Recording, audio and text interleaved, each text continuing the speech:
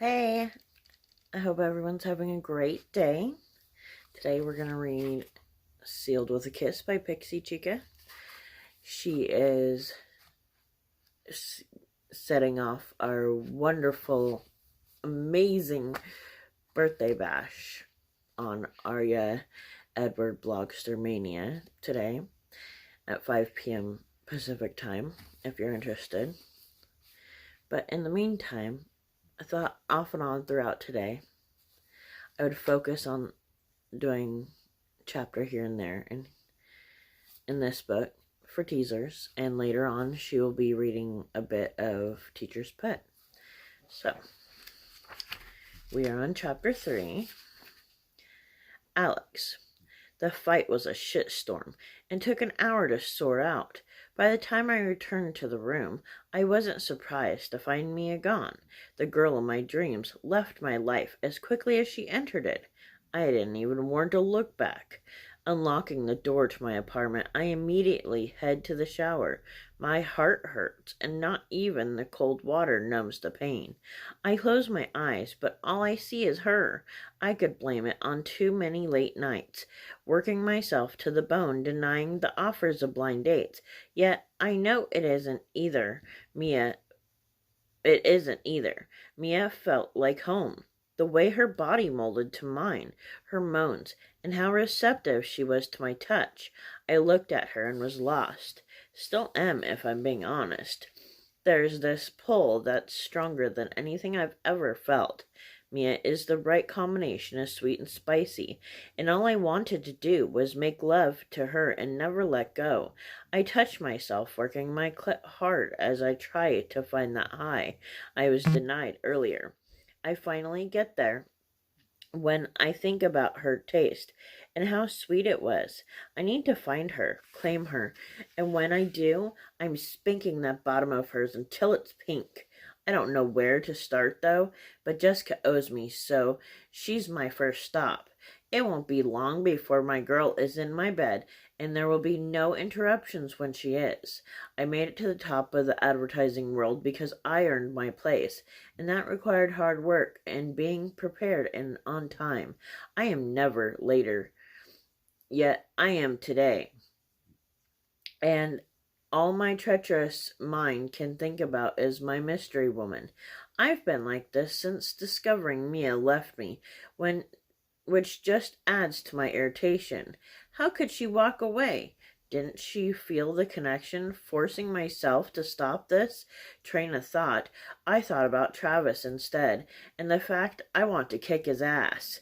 But I'm also jealous because his woman went home with him. I'll probably never see her again, despite my determination to find her, and that reality makes me want to lash out at all the damn couples I see. It's too bright and early for that shit, but on the heels of that thought, I wish I could be walking with Mia, her hand in mine. She feels like the missing piece of my soul. I wonder if Mia is another of Jessica's matchmaking victims, and that possibility pisses me off. Since I never went to her other parties, I don't know if Mia was ever at them. I don't want to think about her hooking up with other women at any of them. Fuck! I need sleep and vodka, maybe both. Heading to the conference room, I hear Jessica calling my name, but I'm already late enough as it is. I'll have plenty of time to give her a piece of my mind later. I glance back and she's saying something about my new assistant. I don't want to deal with that shit right now. Another annoying person that doesn't know what to do. I march into the meeting, and half are staring at me while the other snicker at my late arrival. Fuck 'em. I pay them a great deal, even splurge on perks, because I believe a happy employee is a loyal one. That and professionalism is everything in this business. The meeting goes on for hours, and I hardly pay attention to what's being said. It's mostly gibberish anyway. Besides, I've gone over these reports numerous times. Most of them are doing great, and those who aren't will embellish their accomplishments a bit.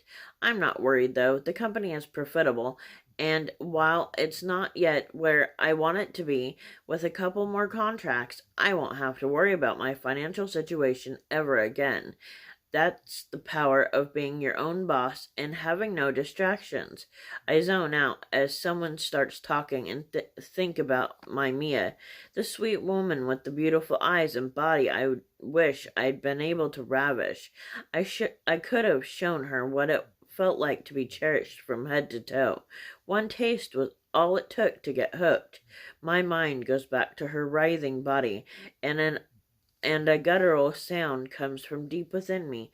Glancing up, realizing everyone is staring at me, I clear my throat and try my best to disguise how turned on and miserable I am at the same time. "I'm sorry, can you repeat that?" I ask as I shuffle papers to appear more put together. The woman who is talking looks at me a bit incredulously, and her expression would make me laugh if I wasn't in such a bad mood.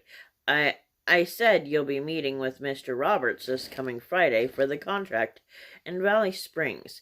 Will I be forwarding that to you directly or your new assistant, Courtney, my loyal assistant of 4 years and another of Jessica's success stories, resigned to get married, and we've been struggling to replace her.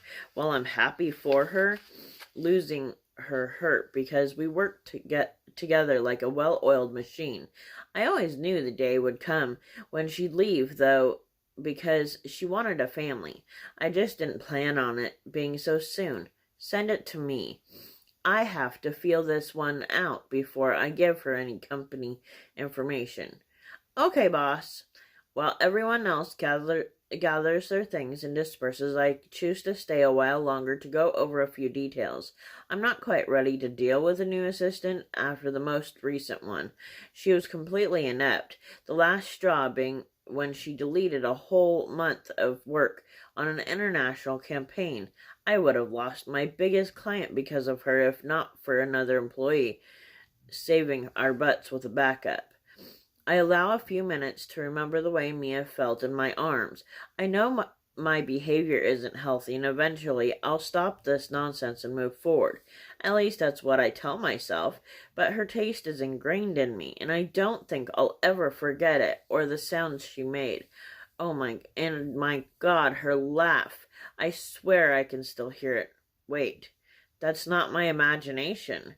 I'm out of my seat before I know what I'm doing, opening the door only to run right into Mia. She starts to stumble, and I grab her the same way I did the night before. I can see her surprise when she realizes it's me. She's so damn gorgeous. I want to throw her against the wall and claim her lips as mine. Unable to resist, I lean in so my nose grazes her head and breathe her in. Fuck. That vanilla and spice scent is everything I need. We have to stop meeting like this, she chuckles, and the sound pierces my heart. What is she doing to me?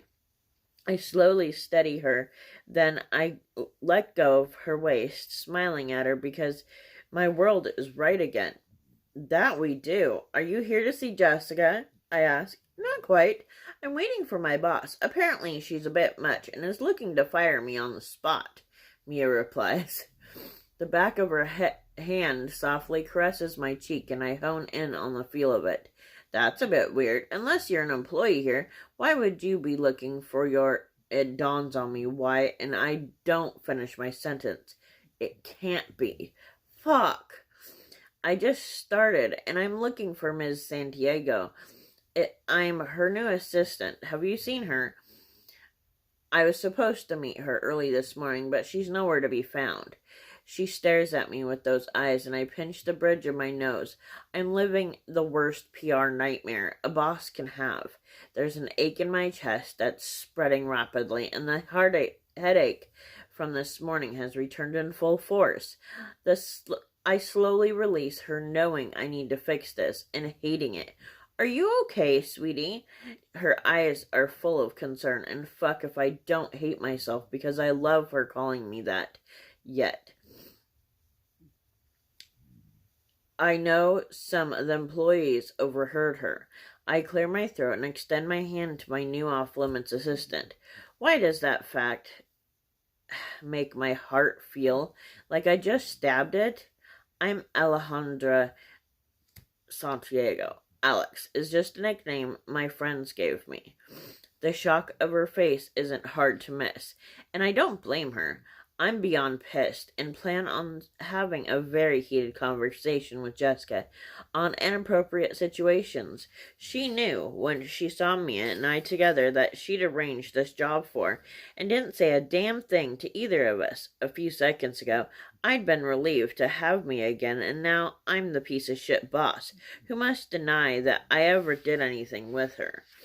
Oh, well, this is certainly a development. When I thought of Ms. Santiago, I pictured a crazy spinster, not the sexy woman from the party. She punches my arm playfully, and I feel my hands become sweaty, but not from anticipation this time. Everyone is staring and whispering, and all I can think of is doing the necessity for damage control. Ms. Cardoza, I need you to follow me to my office. I give her the chilliest look I can conjure, and as soon as the others see it, they immediately get back to work. And they're lucky they did, because that's what I pay them for, not to sit around and gossip. And this is the first time they've ever had cause to about me. The ache is now overwhelming me. Fuck my life.